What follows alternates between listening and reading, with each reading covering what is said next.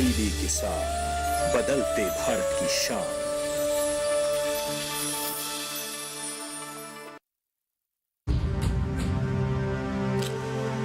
भारत की पोलियो से जीत की कहानी बड़े बड़े शब्दों में लिखी जाएगी, पर इस जीती हुई लड़ाई को कायम रखने के लिए हमें अपने प्रयासों को जारी रखना होगा जब तक दुनिया से पोलियो का खतरा पूर्ण रूप से टल न जाए। खतरा है बरकरार, इसीलिए पोलियो की खुराक पिलाना है हर बार।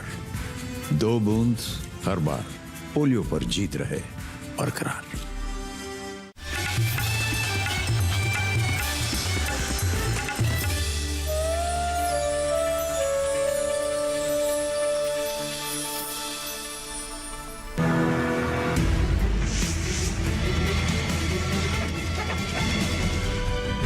कृषि उपज से आत्मनिर्भरता। इन्वेस्टमेंट छोटे शहरों में भी आए, आय को दुगना करने में सक्षम है।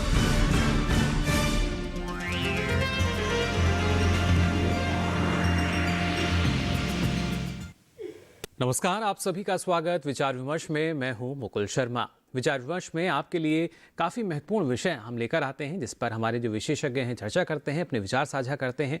आज की अगर बात की जाए इस कार्यक्रम की, आज खास तौर से हम यहाँ पर विचार विमर्श करेंगे फसलों में विविधीकरण को अपनाकर किस तरीके से हमारे जो किसान हैं अपने लाभ को बढ़ा सकते हैं, अपनी आमदनी को बढ़ा सकते हैं, मुनाफा दुगना हो सकता है और उसके ज़रिए जो उनकी आमदनी है वो भी दोगुनी हो सकेगी। लेकिन इसके लिए आवश्यक है किस तरह की जो तकनीक है वो अब हमारे किसान अपनाएं।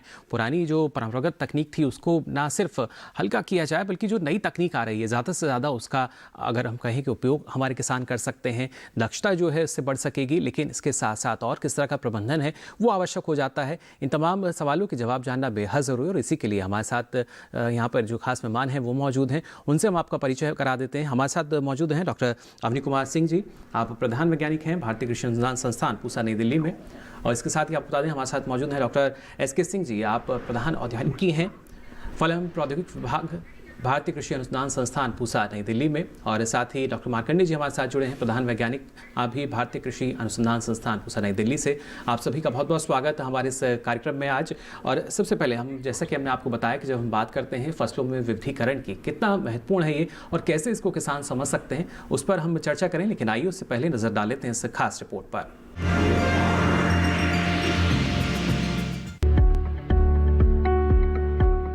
किसी एक फसल की बजाय कई तरह की फसलों को उगाना फसल विविधीकरण कहलाता है। इसके अलावा कम उत्पादकता की फसलों की बजाय ज्यादा कीमत वाली फसलों की खेती करना भी फसल विविधीकरण में आता है। इस तरह के विविधीकरण में मोटा अनाज, दाल, सब्जी, फल, तिलहन या फिर चारा जैसी फसलों की बढ़ती जरूरतों को पूरा करने की कोशिश की जाती है। इसका उद्देश्य मिट्टी की सेहत में सुधार और कृषि पारिस्थितिकी तंत्र को बनाए रखना है। फसल विविधीकरण के कई लाभ हैं। इसके जरिए उसी खेत में साल में एक से ज्यादा फसल उगाना संभव होता है। इससे पशुधन का पोषण भी आसान से हो जाता है। फसलों के हेर फेर से समय समय पर खरपतवार भी साफ होती रहती है। ऐसे में फसल विविधीकरण के जरिए साल दर साल खरपतवारों का पोषण और फैलाव भी कम होता रहता है। विविधीकरण से किसान अपना जोखिम कम कर सकते हैं। जैसे अगर कोई किसान एक ही फसल या उत्पाद पर निर्भर रहता है तो उस फसल के खराब होने या उसकी कीमत गिर जाने पर किसान को नुकसान हो सकता है। लेकिन इस बात की संभावना काफी कम होती है कि एक साल में सभी फसलें या उत्पाद एक साथ विफल हो जाएं। इतना ही नहीं, विविधीकरण से किसान की आय ज्यादा नियमित होती है क्योंकि इससे फसलों और पशु उत्पादों का विक्रय पूरे साल चलता रहेगा। फसल विविधीकरण अपनाकर किसान फसलों से बीमारी को दूर भगा सकते हैं। इसमें अधिक कीटनाशकों की जरूरत नहीं होती और मिट्टी की उर्वरा शक्ति भी बनी रहती है। इसके अलावा फसल की पैदावार भी ज्यादा होती है। फसल विविधीकरण अपनाने से काफी समस्याएं अपने आप ही दूर हो जाती हैं। विशेषज्ञों का मानना है कि आगे आने वाले समय में सतत कृषि विकास और आत्मनिर्भरता के लिए प्रभावकारी फसल विविधीकरण अहम कड़ी साबित हो सकता है।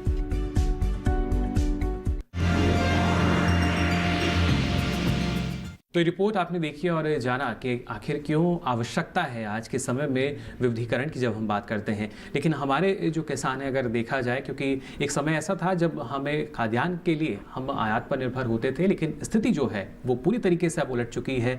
हम कह सकते हैं अब निर्यात जो है हम करते हैं खाद्यान्न का, खाद्य सुरक्षा पर हम कह सकते हैं पूरी तरीके से आत्मनिर्भरता हमें लाई। लेकिन उसके साथ साथ एक और जो आवश्यकता महसूस हुई वो थी पोषण सुरक्षा की। उसके लिए ज़रूरी था कि अलग अलग जो आयाम है हमारे कृषि क्षेत्र के, उन पर भी काम किया जाए। और इसी में काफ़ी महत्वपूर्ण हो जाते हैं जब हम फलों की बात करते हैं, फूलों की बात करते हैं, या बात की जाती है सब्जियों की, क्योंकि इनके जरिए पोषण सुरक्षा तो होगी, साथ ही किसानों की आमदनी जो है उसमें भी इजाफा होता है। लेकिन यहाँ डॉक्टर अवनी, आपसे हम सबसे पहले जानना चाहेंगे, जब विविधीकरण की हम बात करते हैं, किस तरीके से जो किसान हैं वो बेहतर ढंग से इसको समझ सकते हैं? तो आवश्यकता के अनुसार अगर देखा जाए कि सबसे बड़ी जो आवश्यकता हमारी है बदलती जलवायु। दूसरा आवश्यकता हो रही है कि घटती जोत और बढ़ती आबादी।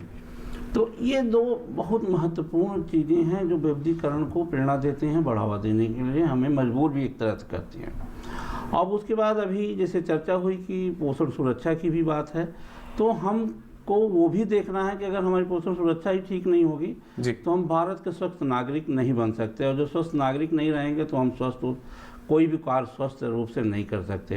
तो इस तरह विविधीकरण सबसे जो आवश्यक है, और जो विविधीकरण तो बहुत ही क्षेत्रफल में और बहुत ही विषय में होता है, लेकिन यहाँ विषय जो रखी गई है उद्यानिकी फसलों के द्वारा, जो विविधीकरण उद्यानिकी फसलों में कैसे किया जाए, और उस उद्यानिकी फसलों में तकनीकी आधारित विविधीकरण कैसे किया जाए, जिससे कि हमारा जो है सामाजिक, आर्थिक और भरण पोषण और जो पोषण सुरक्षा सब कुछ जो है उपलब्ध हो। जी बिल्कुल, यानी तमाम जो आयाम है उनको एक साथ लेकर हमें चलना होगा।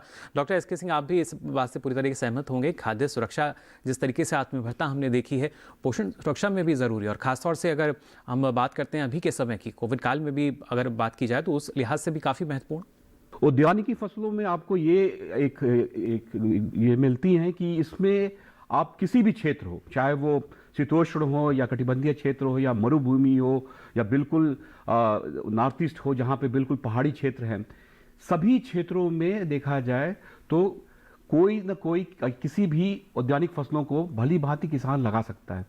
आज आवश्यकता है कि वहाँ उन जलवायु के हिसाब से, अगर फलों में खास करके मैं वहाँ बताना चाहूँगा कि आपके पास कई ऑप्शन है, चाहे वो आप एरिड में ले लें, बेर है या ये है, या सब ट्रॉपिकल रीजन की कह ले या एरिड रीजन की कह ले, सभी जगहों पे लगाने के लिए आपके पास फसल है, उसकी उन्नत किस्में हैं और तकनीकी। जी अब जो है ये समय आ गया है कि जो आप ट्रेडिशनल फार्मिंग करते थे, जहां पे आम को 10 से 12 मीटर पे लगाते थे, अब वहां बिल्कुल बदलाव आ चुका है। अब आपको हाईटेक सिस्टम पे जाना है, जहां पे आप उत्पादकता और गुणवत्ता इन दोनों में सुधार लाकर काफी अच्छा मुनाफा कमा सकते हैं। जी, यानी सुधार की जो संभावना है देखिए वो हमेशा रहती है, और इसलिए काफ़ी महत्वपूर्ण जो हमारी नई नई तकनीक आती हैं। लेकिन इसके साथ साथ क्योंकि अगर देखा जाए जिस तरीके से हम देखते हैं किसान जो हैं अधिक उत्पादन के लिए रसायनों का भी एक तरीके से हम कह सकते हैं उनका जब उपयोग किया जाता है, लेकिन उसका दुष्परिणाम भी अब हमारे सामने आने लगे हैं। ऐसे में कई तकनीक हैं जिनका कहीं ना कहीं इस्तेमाल करना किसानों के लिए लाभकारी भी हो सकता है, लेकिन जब किसानों के मुनाफे को बढ़ाने की बात है, इसमें फूलों की खेती भी जो है काफ़ी अहम है। इस बारे में डॉक्टर मार्कंडे आपसे भी हम समझना चाहेंगे किस तरीके से यहाँ भी एक विविधीकरण अपनाकर जो किसान हैं हमारे वो आगे बढ़ सकते हैं, और जब हम बात करते हैं आत्मनिर्भर भारत की, तो आत्मनिर्भर कृषि जो है उससे पहले उसको सार्थक कर सकते हैं। प्रोग्राम के शुरुआती दौर में ही आपने बताया कि खाद्यान्न में हमारी स्थिति काफ़ी अच्छी हो गई है। पहले हम आयात के ऊपर निर्भर थे, अब हम निर्यात करने की दशा में जा चुके हैं। अब हमें ये सोचना है कि हर किसान की आय जो है प्रति इकाई क्षेत्रफल कैसे अधिक की जा सकती है। जैसा कि हम देख रहे हैं कि दिन प्रतिदिन जो है कि हमारे घरेलू बाज़ार में फूलों की मांग जो है कि बढ़ती जा रही है, और पिछले एक दशक से जो फूल है, चाहे संरक्षित हो और चाहे खुले खेत में हो, दोनों का ये क्षेत्रफल देखें तो काफ़ी बढ़ा है जी। और इसमें यदि हम संरक्षित खेती चाहे पहाड़ों पे करते हैं और चाहे जो है कि हम मैदानी क्षेत्रों में करते हैं, जलवायु में काफ़ी दोनों जगह पे परिवर्तन होने के कारण फूलों की खेती में जैसे लिलियम की खेती है, गुलाब की खेती है, कार्नेशन की खेती है, गुलदाउदी की खेती है, इवन ट्यूलिप की खेती है। हमारी जलवायु में विविधता होने के कारण जो है कि पूरे वर्ष जो है कि हमारे घरेलू जो बाजार हैं फूल के, वहाँ पे पुष्प जो है कि उत्पाद बिक रहे हैं जी। इसके साथ साथ एक्सपोर्ट में जो निर्यात है उसमें भी ये देखें तो गुलाब के फूल का जो है कि काफ़ी मात्रा में जो है निर्यात किया जाता है जी बिल्कुल। और इसके साथ यदि हम देखें तो नर्सरी मैनेजमेंट है, जो बड़ी छोटी सी एरिया में जो है कि किसान नर्सरी लगा करके काफ़ी अच्छी आय जो है अर्जित कर रहे हैं। रोजगार के अवसर भी देखिए हम कह सकते हैं यहाँ पर तमाम क्षेत्रों में किसानों के पास रहते हैं, लेकिन और किस तरीके से इन अवसरों को बढ़ा सकते हैं या विकल्प जो हैं हमारे पास बढ़ेंगे। और इसके लिए डॉक्टर अवनी कुमार, अगर देखा जाए तकनीक सबसे अहम मानी जाती है, क्योंकि अगर हमारे पास नई तकनीक है, अहम तकनीक है, उसका इस्तेमाल करके शायद जो विविधीकरण की जब हम बात करते हैं तो उसको और हम लाभकारी बना सकते हैं। एक्चुअल जब हम विविधीकरण, उद्यान की फसलों में विविधीकरण करते हैं तो उसमें ऑटोमेटिक अगर देखा जाए तो तकनीक को लाना ही पड़ता है जी। नहीं तो हमारा जो मौसम है वो करीब, अगर हम उद्यान की फसलों के हिसाब से हम जो अगर वर्गीकरण करते हैं मौसम का, तो उसमें आप सुनते भी रहते हैं जनरल भाषा में, जो हमारी लोकल भाषा में किसान बोलते हैं कि अकेती फसल, पछेती फसल, बेमौसमी फसल, मौसम की फसल। तो 4 मौसम मिलते हैं हमें। तो इन 4 मौसम में जो हमारी जो बेमौसम है और जो हमारी पछेती वाला लेने के लिए तकनीक आधारित खेती को लाना पड़ेगा, तभी हम डाइवर्सिफिकेशन कर सकते हैं। जैसे उदाहरण अगर हम दें खीरा है, तो खीरा जो हमारा जुलाई अगस्त में जो लगता है अक्टूबर तक हो जाता है, लेकिन अगर फिर हम खीरा लेना चाहें तो फिर हमें तकनीक लाना पड़ेगा, चाहे पॉली हाउस लाना हो, चाहे पॉली टनल लाना हो, ये तकनीक को लाना पड़ेगा। अब इस तकनीक को लाने के बाद ही हम बेमौसम ले सकते हैं। और फिर जैसे अगर ये क्रॉप निकल के आ गई, फिर हमें जो है जून के बाद जो मई, जून, जुलाई, अगस्त, सितंबर तक ये बहुत गर्मी वाला पीरियड होता है। फिर इसमें अगर हमें किसी क्रॉप को लेना है, तो जैसे जाड़े क्रॉप को गर्मी में लेना है तो सेडनेट हाउस की हमें आवश्यकता होगी। इस तरह से हमें जो तकनीक आधारित चीजों को लाना है, नर्सरी उत्पादन लाना है बीच बीच में, तो हमें लो टनल टेक्नोलॉजी को लाना पड़ेगा। तभी हम जो है क्रॉप को भी चेंज कर रहे हैं और तकनीक के साथ, तभी हम पूरे साल भर डाइवर्सिफिकेशन की जो बात हो रही है, पूरे साल भर दे करके हम जो आत्मनिर्भर भारत की जो बात आपने कहा, जो हमारे प्रधानमंत्री जी का सपना है, वो तभी पूरा हो सकता है कि क्रॉप परिवर्तन के साथ साथ तकनीक आधारित परिवर्तन अगर हो, और वो मौसम को देखते हुए, बाजार को देखते हुए और जमीन की जोत को देखते हुए, सिचुएशन को देखते हुए, कोई पहाड़ पे है, कोई मैदान पे है, कोई जो है वहाँ समुद्री एरिया में है, यानी तमाम चुनौतियां हैं, चुनौतियों को स्वीकार करना पड़ता है डाइवर्सिफिकेशन साथ। तो जो डाइवर्सिफिकेशन है हमारे उद्यान की फसलों में, उसका मुख्य उद्देश्य होता है कि हर समय हम अपनी सुरक्षा के लिए, निर्भर भारत के लिए तैयार रहें, और ये तकनीकी आधारित माध्यम से ही हो सकता है। जी बिल्कुल, तकनीक का यानी देखिए किस तरीके से इस्तेमाल हम कर सकते हैं विविधीकरण की जब बात की जाती है। और डॉक्टर एस के सिंह, अगर देखा जाए, जैसा डॉक्टर अवनी ने कहा कि जो तकनीक है उसको हमारे किसान अपना भी रहे हैं, लेकिन यहाँ पर जो किसान हैं उनकी लागत को भी कम हमें करना होगा। और जब विविधता की हम बात करते हैं तो हमने देखा भी था कि कैसे हर मेड़ पर पेड़ की जो बात है वो हमारे किसानों ने उसको सार्थक करके दिखाया था। लेकिन आज के समय में किस तरह की आवश्यकताएं हैं, विविधता के साथ साथ जो जलवायु की विविधता हम कहते हैं उसके अनुसार किसान चलें या बाजार को ध्यान में रखते हुए भी आगे बढ़ें? बाजार, जैसे कि आप कई रिफॉर्म्स आ रहे हैं, वहाँ आप देख रहे हैं कि किसानों के लिए काफ़ी कुछ सरकार कर रही है जी। और आने वाले दिनों में औद्यानिक फसलों के लिए ये बाजार आपको उपलब्ध कराने होंगे, और किसानों को और प्राइवेट प्लेयर्स को भी आना पड़ेगा कि ये ऐसा क्षेत्र है जहाँ पे प्रेशरेबिलिटी बहुत हाई है। तो यहाँ मैं बताना चाहूँगा जो कि जैसे आपने बताया कि जैसे कौन से तकनीक लें, क्या किस्म, अब जैसा कि आप जानते हैं कि केला अभी अब नंबर 1 पे पहुँच गया है जी। हुआ कैसे? ये तकनीक और किस्म। आप ग्रैंड लाइन है, ये देखिए किसान उसको लगाता है, तकनीक कहाँ आ रही है? High density planting. जहां भी हम सघन बागवानी में जाते हैं, साथ ही आप उसमें जो है टपक सिंचाई, मल्चिंग पे जाते हैं, फिर उसमें सूक्ष्म जितने भी तत्व हैं और उसके जो कंट्रोल है, बायो फर्टिलाइजर है, ऑर्गेनिक फार्मिंग इत्यादि करके आप देखिए केला साल भर अब उपलब्ध हो रहा है। पपीते में आप देखिए एक रेवोल्यूशन आ गया है कि कहीं ना कहीं से भी ये बाजार में, जहां भी शहरीकरण है, बाजारों में उपलब्ध है। इवन गांव कस्बों के जब जाते हैं, ठेलों पे, रेहड़ियों पे, कई फल, सेब कभी पहुंचता ही नहीं था जी। नारंगी, संतरा देखिए आप कभी, मतलब आप लिमिटेड जगह पे मिलती थी, बीमार हुए तभी लोग ले पाते थे। अब देखिए गांव-गांव, शहर, कस्बों और बड़े शहर में तो रिटेल चेन जब आ गए हैं, तो इनकी धीरे धीरे जो उपलब्धता बढ़ रही है, तो किसानों में भी ये दिख रहा है कि जहां इन फसलों में अगर वो जाते हैं तो उनको ज़्यादा आय भी मिलेगा। और इसमें सबसे अच्छी इसमें बात यह है कि साल भर आप किसी को भी अगर आप चाहते हैं रोजगार सृजन की बात जो कहते हैं ये सरकार, औद्यानिक फसलों में सबसे बढ़िया जो मैं कहूं कि उसमें हो सकता है, क्योंकि इसमें डाइवर्सिटी बहुत है। आप सब्जियों को ले लें, सगंधीय फसलों को ले लें, आप प्लांटेशन क्रॉप ले लें, अब तो बैम्बू मिशन भी आ गया है, वो भी इसी में आ रहा है, मधुमक्खी पालन, इतने विविधीकरण के क्षेत्र हैं जहां पे आप किसी को भी कहें और वो ले सकता है, चाहे उसके पास छोटी भूमि हो। आज हमारे पास मॉडल भी है, इंटीग्रेटेड फार्मिंग सिस्टम है, उसमें और भी क्षेत्र है, चाहे दूध पालन हो, मछली पालन हो, ये सारे जुड़ जाते हैं। बट औद्यानिक फसलों में भी अगर आप देखें तो एक फार्मिंग सिस्टम आप ले सकते हैं जिसमें साल भर किसान अगर छोटा से छोटा 1 एकड़, 1.5 एकड़, 2 एकड़ में भी है, इतनी ज्यादा वो आमदनी सृजन कर पाएगा जो। और वहां एक अच्छी बात है कि उनके परिवार के लोग और वहीं से जो सृजित जो होते हैं, खाद है, वर्मी कंपोस्टिंग है, इत्यादि सारी चीजें वो साइकिल में लेकर आप अपनी पूरी मतलब जो कास्ट की जो उसे लगाना है वो भी कर सकता है, लागत भी कम कर सकता है। और तकनीक खास करके मैंने बताया,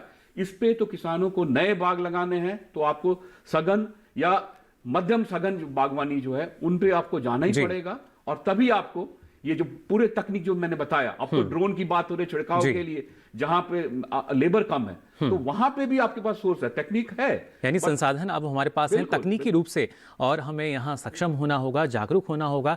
लेकिन जिस तरीके से डॉक्टर एस के सिंह आपने कहा, चुनौतियाँ हमारे सामने सारी रहती हैं, लेकिन तकनीक जो है उसका सहारा लेकर उन चुनौतियों से भी आगे हम जा सकते हैं। यहाँ डॉक्टर मार्कंडेय आपसे मैं समझना चाहेंगे, जब हम फूलों की बात करते हैं तो कहीं ना कहीं किसान के जहन में ये भी रहता है कि समय से ये बाजार पर पहुँच जाएँ जिससे जो बेहतर भाव है उसको मिल सके।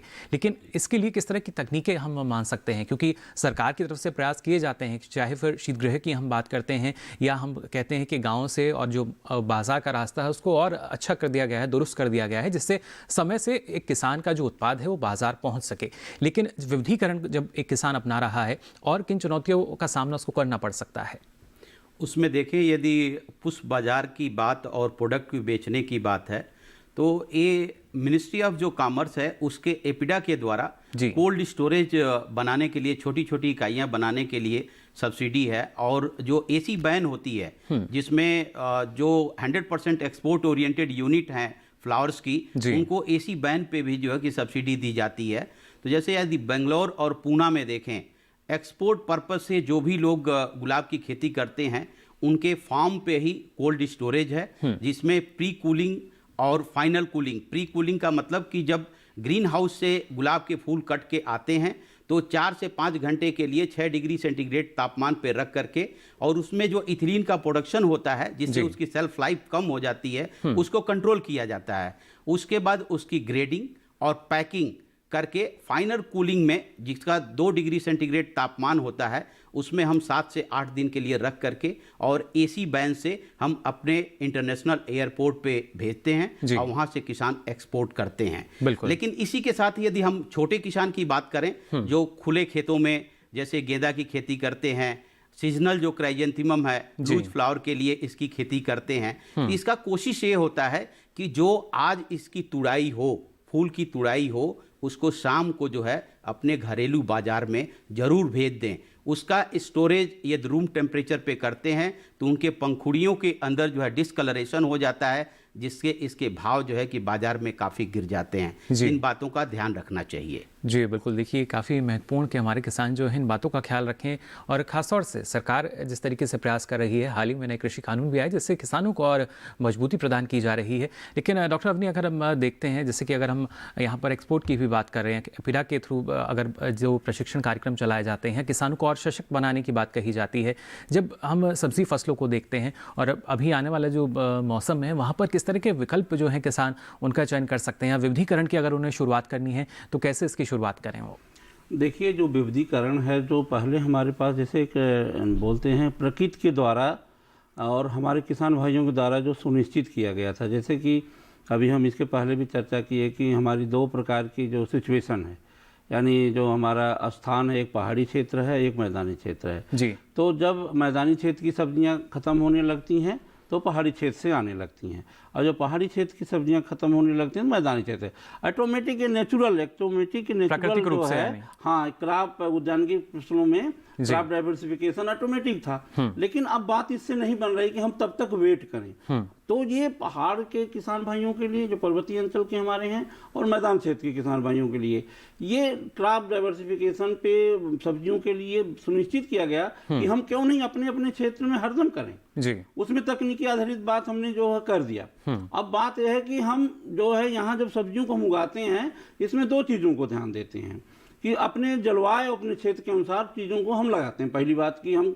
कहाँ खड़े हैं जी, कि हम रेनफेड में खड़े हैं, कि रेनफॉल एरिया में ज़्यादा खड़े हैं, कि हम बहुत कोल्ड एरिया में खड़े हैं, कि हमारी सॉइल कंडीशन क्या है। तो वो चीज़ों को देखते हुए हम फसलों का चयन करते हैं जी, बिल्कुल। तो उस हिसाब से हम क्या करते हैं कि जैसे मान लीजिए अब मेन सीजन हमारा है, तो बहुत से किसान भाई क्या करते हैं, एक तो मिक्स सब्जियों का लेते हैं। मिक्स सब्जियों को लेने से क्या है कि एक सब्जी अगर खराब होती है दूसरे समय लाभ मिल जाता है जी। उसके बाद दूसरा ध्यान देना होता है कि जब हम बाजार में ले जाते हैं तो उसको हम ही खाते हैं, हमारा समाज खाता है।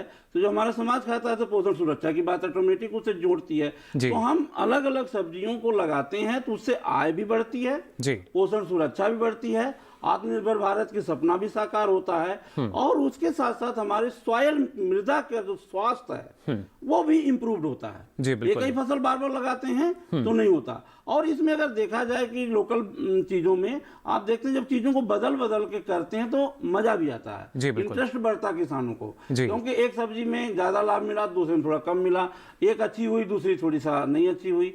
इस तरह से जो है हम देखते हैं कि सब्जियों का जो समावेश करते हैं वो हाई वैल्यू वेजिटेबल जो अंग्रेजी में बोलते हैं, माने उच्च मूल्य पे बिकने वाली सब्जियों को भी लेते हैं, फिर पत्तीदार सब्जियों को भी लेते हैं, फिर दाल वाली सब्जियों को भी लेते हैं, फिर जड़ वाली सब्जियों को भी लेते हैं, फिर बीज वाली सब्जियों को लेते हैं। इस तरह से थोड़ा थोड़ा मिला करके हम सब्जियों के द्वारा, चाहे हमारा लघु किसान हो, चाहे मध्यम किसान हो, चाहे सीमांत किसान हो और चाहे बड़ा किसान हो, जी बिल्कुल, ये सबके लिए लागू होता है। कृषि विविधीकरण सबसे ज्यादा जो लाभकारी है वो हमारे छोटे किसान भाइयों को, बिल्कुल उन्हें यानी इस पर और ज़्यादा फोकस जो है हमारे छोटे और सीमांत किसानों को करना होगा।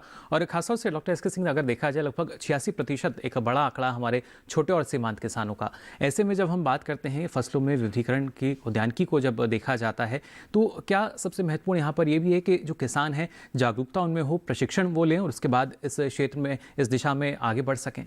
बिल्कुल। अब छोटे किसान हैं, ये देखिए आज से एक दशक पहले जो है क्रॉप क्लस्टर का कॉन्सेप्ट आया था जी, और सभी को मालूम है कि प्रति व्यक्ति जो है भूमि का जो है बहुत ही गिराव हो रहा है, 1.25 एकड़ 1.5 एकड़ के आसपास।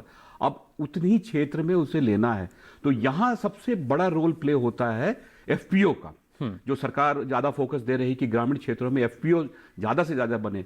आपको ज्ञात होगा कि दक्षिण भारतीय और मध्य भारतीय जो राज्य हैं, महाराष्ट्र, कर्नाटक या गुजरात के कई, इनकी सफलता की कहानी क्या है कि किसानों के पास अगर भूमि कम भी है तो वो संगठित है, और संगठित होने के कारण क्या होता है कि वो जो भी उसमें जो इनपुट लेने हैं, खाद से लो, बीज लो, या कोई सी भी बात कहो, या मल्चिंग करना, प्लास्टिक लेना है, ये सभी सस्ते भाव पे ले सकते हैं। साथ ही अगर छोटे हैं तो उसको पूल कर सकते हैं, और उनमें से कुछ किसान ऐसे हों जो इसमें प्राइमरी प्रोसेसिंग, डब्बाबंदी, छोटे से पनट में, देखिए अगर जैसे स्ट्रॉबेरी की फार्मिंग आप खुले में अगर आप बेचते हैं और उसी जैसे बेर है छोटे से बैग में बनकर अगर रिटेल चेन में है तो हम एज अ उपभोक्ता हम चाहेंगे कि वैसे बैग लें जो बिल्कुल अच्छे से सॉर्टेड है, ग्रेडेड है और अच्छा। तो ये भी एक मूल्यवर्धन है। तो यहाँ सीमांत किसान जो है, छोटा किसान, इस तरह संगठित अगर हो जाए, एफपीओ बन जाए उनकी, और मैं साथ ही कहूंगा क्लस्टर का बनना बहुत जरूरी है। एक क्लस्टर अप्रोच यानी यहाँ पर क्लस्टर अप्रोच हो तो बहुत ही फायदेमंद होता है, और वहां सारे पार्टनर हो जाते हैं और उसमें सभी के लिए एक विन विन सिचुएशन बनता है। चलिए, काफ़ी महत्वपूर्ण कि जो क्लस्टर अप्रोच है सरकार लगातार इस पर फोकस भी कर रही है। इस और अब हमारे जो किसान हैं उन्हें आगे भी बढ़ना होगा, और जब हम कहते हैं किसानों को संगठित होना होगा, एफपीओ की बात की जाए, और भी उदाहरण हमारे सामने हैं अलग अलग राज्यों की जब हम बात करते हैं, लेकिन आवश्यकता यही कि आज का समय जो है वहाँ पर मांग की जा रही है विविधीकरण की, जिसके जरिए हमारे जो किसानों की आय है ना सिर्फ दोगुनी हो सकती है बल्कि उनके सामने बहुत सारे विकल्प हैं। एक बड़ा बाजार कृषि का, ना सिर्फ घरेलू बल्कि एक अंतर्राष्ट्रीय बाजार उनके सामने है जहाँ पर तमाम संभावनाएं उनका इंतजार कर रही हैं। फिलहाल थोड़ा सा इंतजार आपको यहाँ करना होगा, क्योंकि विचार विमर्श में हम रुक रहे हैं एक छोटे से ब्रेक के लिए। आप बने रहिए दूरदर्शन किसान पर।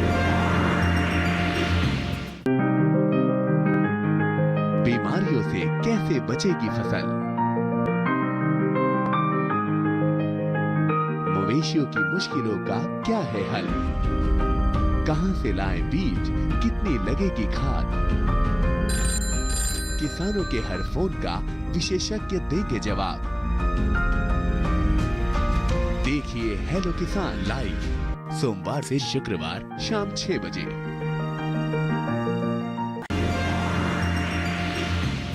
ब्रेक के बाद आप सभी का एक बार फिर स्वागत विचार विमर्श में। आज लगातार आपको हम जानकारी दे रहे हैं फसलों में विविधीकरण से क्या लाभ आपको मिल सकता है, कैसे आपकी आमदनी बढ़ सकती है। और ब्रेक पर जाने से पहले भी हमारे जो कार्यक्रम में आज विशेषज्ञ मौजूद हैं उन्होंने आपको बताया कितना लाभ इसके जरिए आप अर्जित कर सकते हैं। तकनीक को अपनाना जो है वो काफ़ी महत्वपूर्ण हो जाता है, लेकिन कई और लाभ इसमें छिपे हुए हैं, इस पर भी उनसे हम चर्चा करेंगे। लेकिन पहले आइए नज़र डाल लेते हैं इस खास रिपोर्ट पर।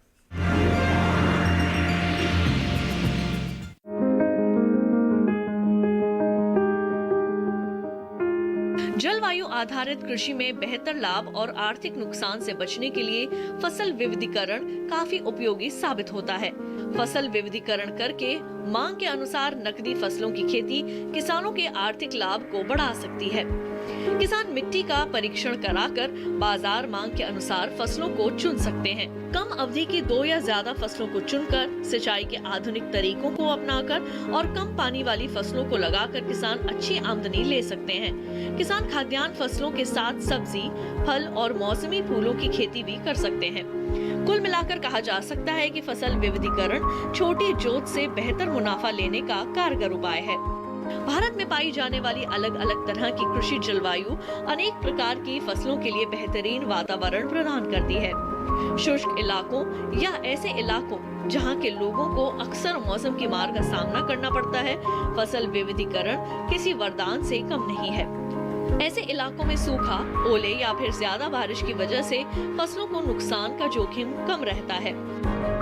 फसल विविधीकरण में एक फसल बर्बाद होने पर दूसरी फसल से नुकसान की काफी हद तक भरपाई हो जाती है। इतना ही नहीं, दूसरे इलाकों में भी फसल विविधीकरण की अपनी उपयोगिता है। एक जैसी फसल को उगाने से मिट्टी की उपजाऊ क्षमता भी प्रभावित होती है। ऐसे में अगर किसान एक फसल की बजाय बदल बदल कर फसलों की खेती करें तो इससे मिट्टी को भी सही तरह के जरूरी पोषक तत्व मिलते रहेंगे और मिट्टी का स्वास्थ्य भी अच्छा बना रहेगा।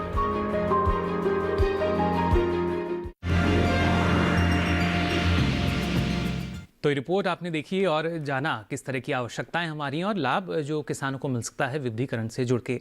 लेकिन यहाँ डॉक्टर अवनी अगर देखा जाए तो एक किसान जो कि पहले से ही हम मान सकते हैं विविधीकरण की प्रक्रिया से जुड़ा हुआ है, लेकिन आमतौर पर उनको मनाना ये कभी कभी मुश्किल हो जाता है। अगर उनको कहा जाए कि आप विविधीकरण को करिए तब शायद किसान आसानी से नहीं मान सकते, लेकिन अगर देखा जाए तो प्राकृतिक रूप से एक विविधीकरण ही है। कृषि विविधीकरण एक है और कृषि विविधीकरण के अंतर्गत आने वाला हमारा जो ये आपका फसल विविधीकरण की जो हम बात करते हैं, और फसल विविधीकरण में भी हम स्पेशल आज उद्यानिकी फसलों में जो विविधीकरण हो उसको करके हम जो है छोटे से छोटे किसानों के लिए, ट्राइबल एरिया किसानों के लिए, लैंडलेस किसानों के लिए और जो हमारे विविध रूपों में जो हमारी जलवायु में बसे हुए किसान भाइयों के लिए विविधीकरण एक ऐसी योजना है जो हमारा जो है भारत सरकार के द्वारा, कृषि मंत्रालय के द्वारा और उसके द्वारा जो हमारा संचालित हमारा ICR है जी, उसके द्वारा संचालित पूरे देश में करीब जो है 50 से 70 के करीब हमारे कृषि संस्थान हैं और 70-75 के लगभग करीब यूनिवर्सिटियां हैं, कृषि विज्ञान केंद्र हैं 600 से ऊपर। ये सारे उसी दिशा में काम कर रहे हैं कि कोने कोने में हमारे जो है सब्जियों का विविधीकरण बढ़ा करके हम पूरे देश के पूरा देश को सप्लाई करें। विविधीकरण का सबसे बड़ा उद्देश्य होता है और हमारे देश में बसे हुए जो इच्छा ले जिस तरह की सब्जियां खाना चाहें उस तरह की सब्जियों को प्राप्त करें। और ये जब हमारे क्रेतागण अपनी इच्छा अनुसार सब्जियां खरीदते हैं, प्राप्त करते हैं तो अच्छा मूल्य भी देते हैं और ये मूल्य जाकर के कहीं न कहीं जुड़ता है हमारे किसान भाइयों से। जी बिल्कुल। इस सबसे बड़ी बात यहाँ है कि हमारे क्रेता और विक्रेता, विक्रेता हो गए हमारे किसान भाई, क्रेता हो गए हमारे हम लोग सभी लोग। तो मन चाही जो सब्जियां हैं, जैसे मैंने उदाहरण दिया कि कोई मशरूम भी खाना चाह रहा है, कोई ब्रोकली भी खाना चाह रहा है, कोई टमाटर, कोई खीरा भी मौसम में लेना चाह रहा है, तमाम चीज़ों को लेना चाह रहा है। शादी विवाह में लोग डिसाइड करते हैं कि भाई ये सब्जी बनेगी, वो नहीं बनेगी, आज इसमें पालक बनेगी, इसमें ये बनेगा। तो क्या है, अगर विविधीकरण हमारे किसान भाई नहीं अपनाते तो इनकी मांग कैसे पूरी होती? तो अब जब इसकी मांग पूरी हो रही है, हम खरीद रहे हैं, तो ऑटोमेटिक लिंक जुड़ रहा है पोषण सुरक्षा से। जी बिल्कुल। जब हम सारी सब्जियों को बदल बदल के खाते हैं तो ये माना जाता है, हमारी डॉक्टरों के द्वारा भी सलाह, वैज्ञानिक सलाह है और जो देखा गया शोध के द्वारा कि ये ऑटोमेटिक पोषण सुरक्षा आपकी बढ़ती है। तो इस तरह से हम देखें। इसके बाद इसमें विविधीकरण में हमने देखा कि अक्सर जाओ, हमारे माननीय प्रधानमंत्री जी वो बोलते हैं लोकल फॉर वोकल। तमाम ऐसी विविधीकरण है, जैसे हम लोग उत्तराखंड में जब नौकरी करते थे, मुंशियारी का राजमा आप सुनते होंगे, देहरादून का बासमती चावल की बात सुनते होंगे, ऐसे तमाम चीजों को, कश्मीर का सेब की बात करते हैं। यानी अब किसानों को भी सीमित नहीं होना होगा। लोकल चीजों को भी इसमें समावित करना है। जी बिल्कुल। जो लोकल चीजें होती हैं वो महंगी बिकती हैं जी, और वो अपने समय पे होती हैं, तो उस समय को अनुसार उनको भी लिंक करना है और हाई वैल्यू सब्जियों के साथ साथ कम लो वैल्यू को उसमें जोड़ना है।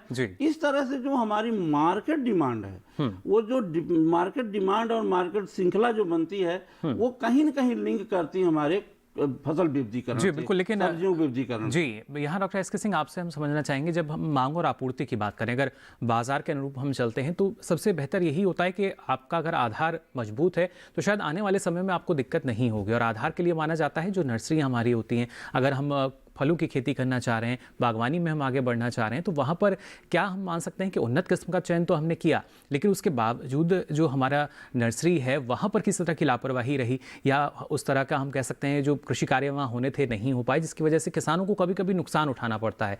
तो क्या वहाँ भी अब उन्नत तकनीक जो है उसका इस्तेमाल हमारे किसानों को लगातार करना होगा? बिल्कुल, बहुत ही बढ़िया मुद्दा आपने उठाया है कि अगर फलों में आपने अगर विविधीकरण करना है तो उसका आधार ही एक, मैं कहूँ, एक अच्छी नर्सरी होनी चाहिए। और नर्सरी में जिस तरह से सरकार ने पहल किया है कि जब पुराना जो NHM चलता था और आज के दिन में MIDH है, जी बिल्कुल, जो ये सरकार चला रही है, ये नर्सरियों को भी सुदृढ़ करना है।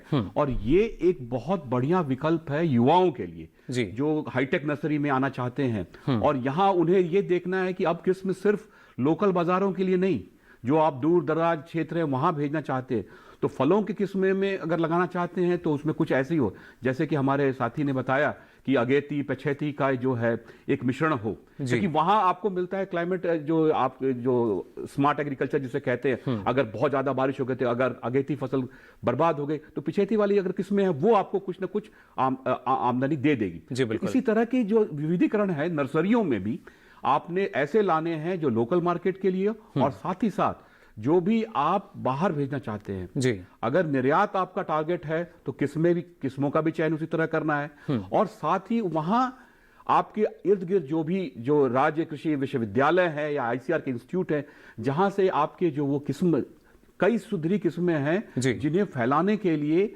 आप युवाओं का ही योगदान होगा। जैसा कि मैं देखता हूं दक्षिण भारत में तो कुछ हद तक इसके समाधान हो गए हैं, लेकिन उत्तरी भारत में और पूर्वोत्तर में जहां पर इसकी संभावना बहुत ज्यादा है, और यहां आपको साकुर जो किस्म है, जो नई किस्म है, उसको तो लाना ही है। साथ ही उसके मूल वृक्ष अब जो है, जहां भी क्षारीय भूमि है, जहां सूखा पड़ता हो, उसके प्रतिकूल जो है आपके पास ऐसी जो रूट स्टॉक भी उपलब्ध हैं जिनका प्रसार कराना आपका ही काम है। और यही हाईटेक नर्सरी का रोल आता है, जहां पे बिल्कुल प्रोटेक्टेड स्ट्रक्चर्स होते हैं, आपके जो मीडिया जो होते हैं वो आर्टिफिशियल, उनमें आप लगाकर, और ये एक बहुत बड़ा व्यवसाय है। मैं नहीं समझता कि अगर जो उद्यानिक फसलों में अगर आप नर्सरी व्यवसाय में आते हैं, इसमें आप कोई भी कलम करें या उस पर चश्मा लगाएं, पौध तैयार करें, आप देखिए उसमें मूल्यवर्धन जो है करीब 7 से 10 गुना हो जाता है। जी बिल्कुल। आम के जैसे हम बनाते हैं, एक पौध को बनाते हैं, साल भर में हम लगाते हैं, तो हमने उस पर जब वर्कआउट किया तो करीब 22 से 24 रुपए एक पौधे पे खर्च आता है। और यही पौधा अगर प्राइवेट कोई अगर बेचता है तो 250 से 500 रुपए।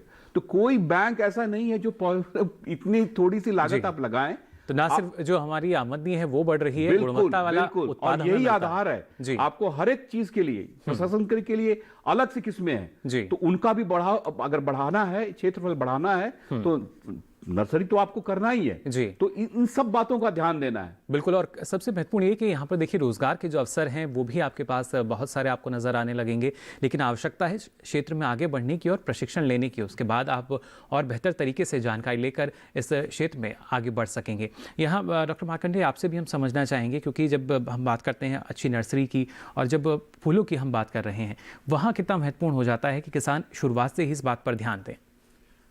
इसमें जैसे हम फूलों की जब बात करते हैं तो ये देखा गया है कि फूलों की जो खेती की जाती है उसमें लगभग जो है कि 70 से 75% जो कीमत होती है, खेती करने की जो लागत होती है, वो प्लांटिंग मटेरियल के ऊपर होती है। तो जैसे फसल का चुनाव, किस्मों का चुनाव और अच्छी गुणवत्ता का जो है कि पौध सामग्री के जो खरीदारी या चुनाव करना, ये बहुत ही इम्पॉर्टेंट है। इसमें यदि हम सीजनल फ्लावर्स की बात करते हैं तो जैसे यदि हमारे पास प्रोपोगेशन चैम्बर है जिसमें हम नर्सरी के अंदर जो है कि सीडलिंग, जो मौसमी फूल हैं उसकी सीडलिंग हम तैयार करते हैं। जैसे यदि हम देखें कि जाड़े की फसल जो हमें लगानी है उसमें यदि अगेती हमको नर्सरी तैयार करनी है तो उसमें हमें नेट हाउस का इस्तेमाल करना चाहिए। और यदि हमको पछेती फसल इस्तेमाल करना है, उगाना है, तो उसमें देखा गया है कि तापमान जैसे जाड़े के दिनों में कम होता जाता है तो वो प्रोपोगेशन चेम्बर लेना चाहिए जिस पे प्लास्टिक कवर होना चाहिए। उससे होता है कि आप जो जैसे गेंदा की ही बात करें, यदि कैलेंडुला की बात करें, आइस प्लांट की बात करें, एंटीराइनम की बात करें, डहेलिया की बात करें, तो इसके पुष्पन का जो अवधि है उसको बढ़ाया जा सकता है। पहले आप अर्ली जो है नेट हाउस में आप पॉली बैग के अंदर जो है पौध सामग्री तैयार किए, उसके बाद जो है कि ये देखते हैं कि 60 से 65 दिन में इसमें ब्लूमिंग हो जाती है, 1 से 2 महीने के लिए ब्लूमिंग होती है। उसके बाद फिर दोबारा जो है कि 2 महीने के बाद आप नर्सरी डाल करके अब फिर दोबारा इसको जो है कि 30 दिन के बाद जो है कि गमले में या क्यारियों में आप लगाते हैं, जिसमें पुष्पन जो है कि मार्च अप्रैल तक होता रहता है।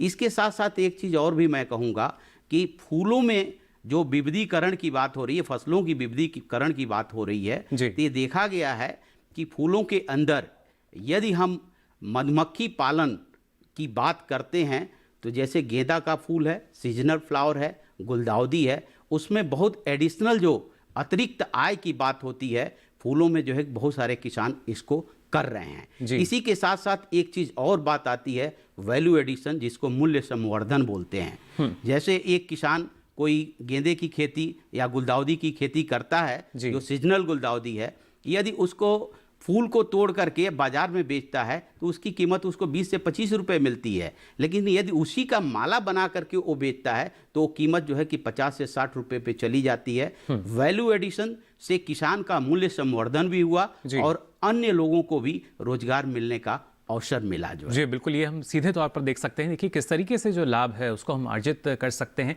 लेकिन आवश्यकता है तो उस नई तकनीक का सही ढंग से इस्तेमाल करने की, और वो तभी संभव होगा जब आप इसकी पूरी जानकारी ले सकेंगे। यहाँ डॉक्टर अवनी, जैसे आपने हमें पहले बताया कि जो लाभ एक किसान को मिल सकते हैं वो क्या लाभ हैं, कैसे वो इनसे जुड़ सकता है, लेकिन जब हम सब्जियों की खास तौर से बात करते हैं, सब्जी फसलों की जब हम बात करते हैं, हमने देखा कि उन्हीं के लिए ना सिर्फ किसान रेल, बल्कि अगर हम बात करते हैं हवाई सेवा की, जिससे समय पर जो सब्जियां हैं एक जगह से दूसरे स्थान पर पहुंच सकें, ये तमाम हम कह सकते हैं किसानों को सुविधाएं हम लगातार दे रहे हैं।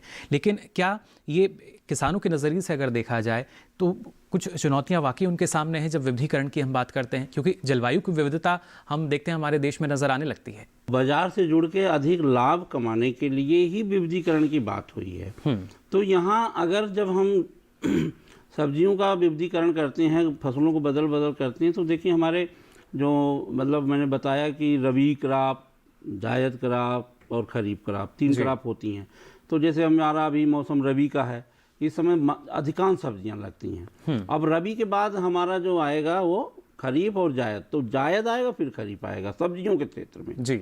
और तो अब खरीफ में क्या करें हम, तो इस बीच में जो हमारा ये अप्रैल के बाद और जुलाई तक का जो 3 महीना होता है, इसमें तमाम सब्जियों को हम वैज्ञानिकों ने जो है शोध करके तमाम प्रजातियों को, तमाम वैरायटियों को और तमाम सब्जियों को आइडेंटिफाई किए हैं कि उनको इस बीच में लगा देते हैं। जैसे आपका लोबिया है, भिंडी है, आपका जो ये आपका ये भी जो पत्तीदार सब्जियां जी। हैं, खरीफ ओनियन का एक नाम सुने होंगे, वो जी, बिल्कुल। पत्तीदार ओनियन, तो इस तरह से बीच में हम उनको लगा करके फिर उसके बाद हमारा जो खरीफ वाली जो सीजन आता है उसमें तमाम आप जो कद्दू भर की सब्जियों को लाते हैं हम, जी। फिर वो कद्दू वर्गीय सब्जियां फिर रबी सब्जियों के बराबर आ जाती हैं। तो इस तरह से हम क्या करते हैं कि ये हमारा ऑटोमेटिक वैज्ञानिक वर्गीकरण है जी। कि सब्जियों का जो हमारा जो ये विविधीकरण मतलब हम लोग सुनिश्चित कर चुके हैं। फिर इस सुनिश्चित करने में क्या हुआ कि खेत की जोत कम हो गई। जी। अब इसमें हम क्या कर रहे हैं कि थोड़ा और इसमें ऐड किए,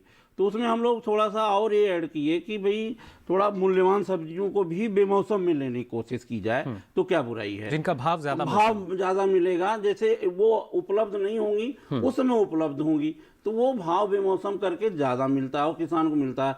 तो इसमें हम लोगों ने जो है कृषि मंत्रालय और अपने ICAR के सहयोग से तकनीकी आधारित ज्ञान को और तकनीकी आधारित निवेश को इसमें जोड़ा। जैसा कि मैंने बताया कि इसमें संरक्षित खेती को जोड़ दिया गया, टपक सिंचाई पद्धति को जोड़ दिया गया। तो इस प्रक्रिया को अपनाने का जो उद्देश्य मेन है कि वो हमारा सॉयल स्वास्थ्य, जिसको मृदा सुरक्षा, मृदा स्वास्थ्य, वातावरण का स्वास्थ्य और हमारा पशुधन का स्वास्थ्य, हमारा जो अपना मानव जाति का स्वास्थ्य, ये सब भी सुरक्षित रहे, जिसको हम बोलते हैं कि हमारा जो है फ्री रहे। उसके बाद जैविक खेती को भी इसमें बढ़ावा मिले, रसायन फ्री खेती को भी बढ़ावा मिले।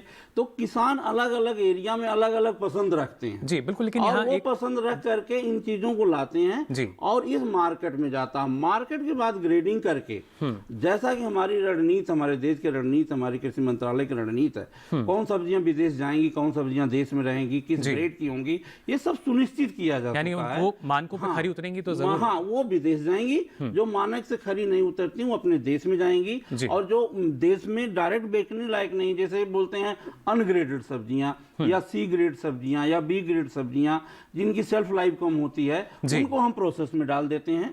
तो इस तरह से किसी भी एंगल से सब्जियों का जो इस समय हमारा जो वैज्ञानिक वो ज्ञान हो चुका है और वैज्ञानिक तकनीकें आ चुकी हैं कृषि मंत्रालय के द्वारा, वो हर पहलू पे तैयार है काम करने के लिए। बिल्कुल, लेकिन यहाँ एक जो बड़ा सवाल हमारे सामने रहता है डॉक्टर SK सिंह, जब हम बात करते हैं फल और सब्जियों की, तो वहाँ पर नुकसान हमारे किसानों को झेलना रहता है, क्योंकि समय पर या तो बाजार नहीं पहुँच पाती या ज़्यादा समय तक किसानों के पास रह जाती हैं। लेकिन इसके लिए लगातार हम मान सकते हैं जो भारत सरकार द्वारा अलग अलग सुविधाएँ जो हैं वो किसानों को प्रदान की जा रही हैं। लेकिन क्या एक किसान जो है उनके जहन में ये सवाल उठता है कि अगर फसल विविधीकरण पर जाएंगे तो कहीं ना कहीं लागत जो है वो बढ़ सकती है।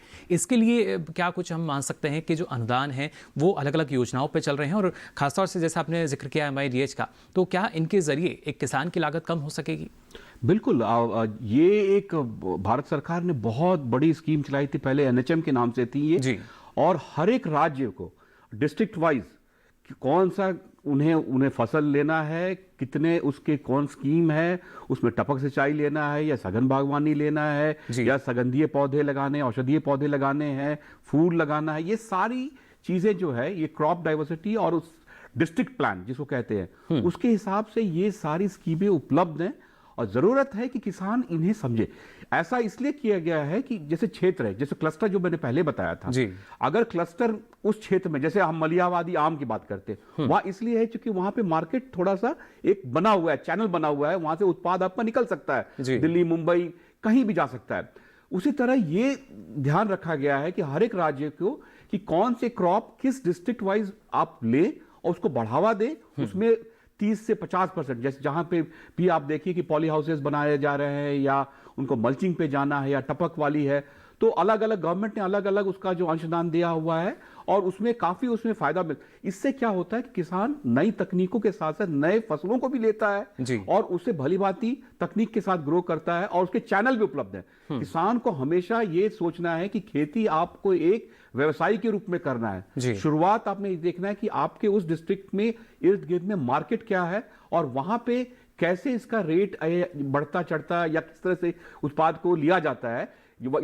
कई जगह देखा गया कि एग्रीगेटिंग सेंटर होती है, मार्केट सेंटर, और वहां से होने के बाद जितनी मेट्रो है, दिल्ली, चेन्नई, बैंगलोर, कलकत्ता, कहीं भी जाती हैं, तो ये देखना, उससे अगर मार्केट वो देख लेता है तो उससे ये भली बात ये हो जाती है कि अगर मैं इस क्रॉप में अगर इतना गाजर ही लगाना अगर मैं लगाता हूं तो मुझे इतना उत्पाद का इतना मुझे मूल्य मिल पाएगा और इतना मैं सुदृढ़ हो पाऊंगा। तो ये एक बेहतर अप्रोच है। जी बिल्कुल, इस दिशा में यानी अगर किसान देखिए आगे बढ़ेंगे तो लाभ जो है और ज़्यादा मिल सकेगा। लेकिन डॉक्टर मार्कंडे, जैसा अभी डॉक्टर एस सिंह ने हमें बताया कि अगर एक क्षेत्र में ही अगर हम एक उत्पाद लेते हैं, एक उपज अगर हम ले रहे हैं, और ख़ासतौर से अब हम कहते भी हैं कि एक उत्पाद एक बाज़ार की जब हम बात करते हैं, एक ज़िले की हम बात करते हैं, एक ज़िला एक उत्पाद को जब हम देखते हैं, तो क्या ये भी एक तकनीक हम मान सकते हैं इस तरह की कि अगर एक निश्चित क्षेत्र में ही किसान एक फूल की खेती कर रहे हैं और दूसरे निश्चित क्षेत्र में ही किसान दूसरे फूलों की खेती कर रहे हैं, तो क्या ऐसे भी करके किसान तकनीकों को ले सकते हैं, क्योंकि जोत जो है वो लगातार छोटी हो रही है? बिल्कुल बिल्कुल, शुरुआती दौर में ही मैं बोला कि फूलों की खेती जो है कि उनके जलवायु के आधार पे जो है कि बांटा गया है। जैसे पहाड़ी क्षेत्रों में किसानों के पास जो है कि जोत का आकार बिल्कुल छोटा है, और जैसे नेशनल हॉर्टिकल्चर मिशन की बात की गई थी, अब MIDH हो गया है, तो उसमें किसानों को जो है कि पॉली हाउस बनाने के लिए लगभग जो है कि 50% के आसपास का सब्सिडी का अनुदान दिया जाता है। केवल पॉली हाउस पे ही नहीं है, इसमें drip irrigation system, fertigation system और एक बार प्लांटिंग मटेरियल खरीदने के ऊपर भी जो लागत होती है उसके ऊपर भी सब्सिडी मिलता है। लेकिन यही बात यदि हम मैदानी क्षेत्रों पे आ जाएं तो मैदानी क्षेत्रों पे किसानों को जो है कि कुछ स्टेट में जो है ग्रीन हाउस बनाने के लिए, जैसे हरियाणा की बात करें तो एक फैमिली को 1 एकड़ में जो है कि ग्रीन हाउस बनाने के लिए जो है कि सब्सिडी मिलती है, जिसपे 50% सब्सिडी होती है MIDH की तरफ से। और इसमें जैसे हम मैदानी क्षेत्रों में वो किसान जो बिल्कुल कम लागत पे जो है कि फूलों की खेती करना चाहते हैं, उसके लिए सुझाव ये होता है कि आप ऐसी खेती कीजिए जिसके बीज पे खरीदने पे लागत हो और सामान्य लागत जैसे धान गेहूं की खेती करते हैं उसी की जैसी हो। तो उसमें हम लोग चुनाव करते हैं किसान के लिए गेंदा की खेती, और दूसरा जो है कि सीजनल जो है क्राइजेंथेमम, जिसको हम गुलदाउदी बोलते हैं, उसकी खेती। इसके साथ साथ जो ग्रीन हाउस के अंदर लागत अधिक लगती है, तो कोशिश ये होता है कि ग्रीन हाउस के अंदर अधिक से अधिक फसल एक वर्ष में किसान कैसे उगा सके ताकि उससे होने वाली आय को बढ़ाया जा सके। उदाहरण के तौर पे यदि हम गुलदाउदी की खेती पहाड़ी के क्षेत्रों में हम करते हैं, तो यदि जैसे उसका फ्लावर जो है कि ख़त्म हो जाता है, तो केवल उन क्यारियों को हम पौध सामग्री के लिए छोड़ देते हैं जहां से अगले वर्ष के लिए प्रवर्धन करेंगे, प्रोपोगेशन करेंगे। अन्य क्यारियों को खाली करके समर में वेजिटेबल के ऊपर चले जाते हैं, जिससे खीरा की खेती हो सकती है, टमाटर की खेती हो सकती है और शिमला मिर्ची की भी खेती हो सकती है। तो किसान फूल के साथ साथ एक वर्ष के अंदर फूल का भी उत्पादन कर लेता है और सब्जियों का भी उत्पादन कर लेता है, जिसकी फसल सब्जी की 4 महीने में लगभग पूरी हो जाती है, लगाने से लेकर के तोड़ाई तक। उसके बाद दूसरे वर्ष फिर दोबारा जो है वो फूल की खेती, और इस साइकिल को चलाता है, उससे उसकी आय बहुत अच्छी होती है। जी बिल्कुल, ये देखिए कैसा चक्र जिसके ज़रिए हमारे जो किसान हैं अपनी आमदनी को बढ़ा सकते हैं। और खासतौर से डॉक्टर अवनी, अगर देखा जाए जो एक लक्ष्य हमारे सामने है किसान की आय को दोगुना करने का, उसमें हम मान सकते हैं काफ़ी महत्वपूर्ण भूमिका फसल विविधीकरण की। ये अगर हम देखें कि आय इसमें दुगुना क्या बल्कि और भी ज़्यादा हो सकती है, 2 गुना से ज़्यादा। जैसे कि अभी हम डॉक्टर मार्कंडे सिंह साहब ने बताया, तो उसमें भी मैंने देखा कि जब हम उद्यान की फसलों की, पूरे उद्यान की फसलों की जब बात करते हैं, तो उसको जैसे इन्होंने क्रम वाइज बताया कि एक बार हम जैसे स्ट्रॉबेरी ले लिए, वो निकल गई, तो फिर हम फूल ले लिए, फिर वो निकल गई, फिर हम सब्जियों को ले लिए। इस तरह जो हम तारतम्य बना के लेते हैं, तो अगर हम फलों का, फूलों का, सब्जियों का, मेडिसिनल प्लांट का भी जो भी अगर हम उपक्रम बना के लें, यही तो विविधीकरण है उद्यान की फसलों का। यही क्रॉप विविधीकरण माना जाता है। और ये अगर हम कर लेते हैं कि फूल, फल, सब्जी और जो है जड़ी बूटी, ये और जो हमारे मेडिसिनल एरोमेटिक प्लांट जो भी हैं, और उसके साथ साथ कुछ नर्सरी, यानी हम मान सकते हैं प्राकृतिक रूप से हम कर ही रहे हैं, लेकिन तकनीकी रूप से अगर हम अगर करेंगे इसको हम करें तो और ज्यादा मुनाफा। तो 2 गुना नहीं, मैं तो माननीय प्रधानमंत्री जी का सपना 2 गुना तो है ही, इसमें अगर देखें तो इस विविधीकरण को अपनाएं तो ये सपना 2 गुना से ज्यादा 4 गुना भी हो सकता है। जी बिल्कुल, देखिए किस तरीके से जो मुनाफा है वो 2 गुना नहीं बल्कि 4 गुना भी आपको मिल सकता है, लेकिन आवश्यकता है कि आप जो उन्नत तकनीक अब हमारे पास है, आपके पास है, उसको ज़रूर अपनाएं। आगे भी इस बारे में आपको हम जानकारी देंगे, लेकिन यहाँ फिलहाल रुकने एक और छोटे से ब्रेक के लिए।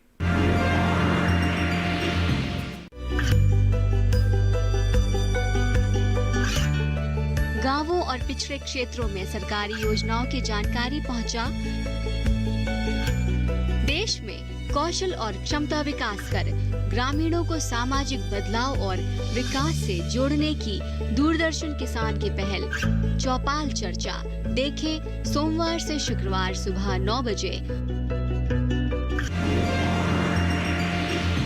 तो ब्रेक के बाद आप सभी का एक बार फिर स्वागत विचार विमर्श में। अभी तक आपने जाना किस तरीके से फसलों में विविधीकरण अपनाकर हमारे जो किसान हैं और सशक्त हो सकते हैं, अपनी आमदनी को दोगुना नहीं बल्कि उससे भी ज़्यादा बढ़ा सकते हैं। आवश्यकता है तो सही समय पर सही प्रबंधन अपनाने की, और ये संभव होगा उचित तकनीक को अपनाकर। हमारे जो विशेषज्ञ हैं लगातार आपको इस बारे में जानकारी दे रहे हैं। यहाँ पर डॉक्टर अवनी, आपसे भी हम, जैसे आप बता रहे थे ब्रेक पर जाने से पहले, कि एक किसान की जो आमदनी है दोगुनी नहीं 4 गुनी भी वो चाहे तो बढ़ा सकता है। लेकिन अगर देखा जाए, क्योंकि साल भर की हम बात करते हैं कि साल भर आमदनी किसान को मिलेगी, लेकिन साल भर की जो लागत है वो किसान को कहीं ना कहीं डरा देती है। हालांकि उसके लिए अनुदान जैसी जो तमाम सुविधाएं हैं या अलग अलग योजनाएं चल रही हैं वो किसान को लाभ भी पहुंचाती हैं, लेकिन फिर भी कहीं ना कहीं अगर देखा जाए एक जो आशंका किसान के सामने बनी रहती है, या उसको लगता है कहीं जोखिम ना हो जाए फसल विविधीकरण को अपनाकर, कैसे इस जोखिम को कम हम कर सकते हैं और ज़्यादा से ज़्यादा किसानों को इससे जोड़ पाएंगे? यहाँ हम बताना चाहें किसान भाइयों कि एकदम निराश नहीं होना है, पूरा हिम्मत से काम लेना है। और यहाँ जो हमारी उद्यानिकी फसलों में विविधीकरण की जो योजना बनाई गई वैज्ञानिकों द्वारा, वो इसीलिए ही बनाई गई है कि आपका नुकसान होना ही नहीं है, पहले एकदम है। और जो कृषि निवेश की बात होती है, इसमें कृषि निवेश अपने आप एक बार मान लीजिए हम उदाहरण दें 100 रुपया लगे, दूसरी बार हो सकता है 75 लगे, फिर तीसरी बार हो सकता है 90 लगे, फिर हो सकता है चौथी बार आपको 50 रुपया लगे।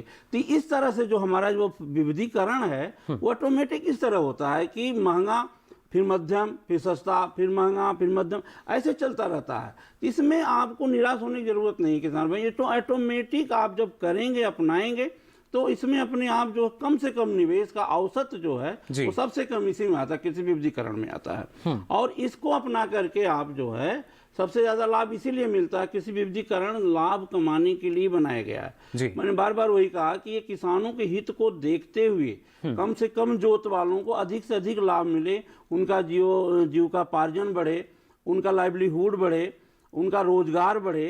तो जो मैंने अभी चर्चा किया मैं पुनः रिपीट कर दूं कि अगर हम उद्यानिकी फसलों की सभी फसलों में जो हाई वैल्यू हैं, जो मीडियम वैल्यू हैं, जो लो वैल्यू हैं, सबको लो। जैसे उदाहरण दें हम, जैसे स्ट्रॉबेरी की बात हम कर दें, स्ट्रॉबेरी के बाद हम जो आप जैसे हमारे डॉक्टर मार्कंडेय सिंह जो गुलाब की भी बात कर दिए हैं, गुलाब तो पेरिनियल है, लेकिन हम एनुअल की बात करें, कुछ फूल ऐसे हैं जो क्राइजेंथेमम की बात करते हैं, या फूलों की नर्सरी ले लें कुछ समय के लिए। फिर सब्जियों में जैसे आजकल यूरोपियन सब्जियों की बात करें हम, यूरोपियन सब्जियां इतनी महंगी बिकती हैं, किसान भाई एक बार भी साल में अगर लगा दें तो पूरा साल भर का जो एक फसल से कोई लगा के लाभ लेते हैं वो 3 महीने में उनको मिल जाएगा। जैसे लेट्यूस है, पार्सले है, सलाद है, चाइनीज कैबेज है, पास्को है। किसानों को अपनी अप्रोच को भी थोड़ा सा बदलने की कोशिश करनी है, थोड़ा सा इंटेलिजेंस, थोड़ा सा मतलब उनको इंटेलिजेंट होना पड़ेगा। यानी स्मार्ट फार्मिंग की जो हम बात फार्मिंग की बात होती है, तो क्रॉप विविधीकरण मतलब होता ही कि स्मार्ट फार्मिंग। जी बिल्कुल, ये देखिए ये मुकुल जी मैंने बताना चाहा कि आज के समय की आवश्यकता यही है। तो इसमें जो आप कह रहे थे